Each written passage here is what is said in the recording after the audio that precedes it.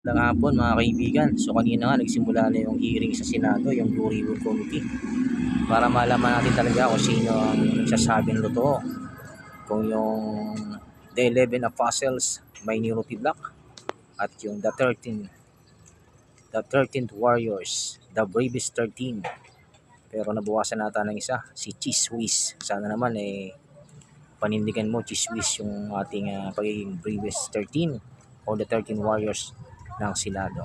So ayan nga, alam naman natin, ang Pilipinas talagang mula pa noon hanggang ngayon ay watak-watak na yan. So mahirap talagang buuin.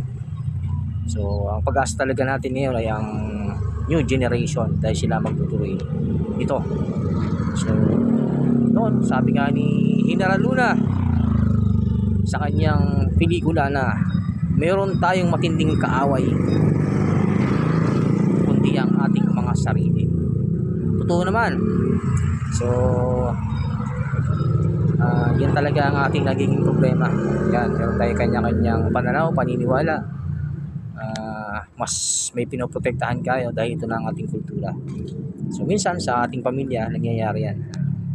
Kahit napakasama nung pamilya mo, pero pinagtatanggol mo pa rin. So, sana baguhin natin yung mindset na gano'n. Pag mali, itama mo siya. Pero wag mo siyang kakampihan.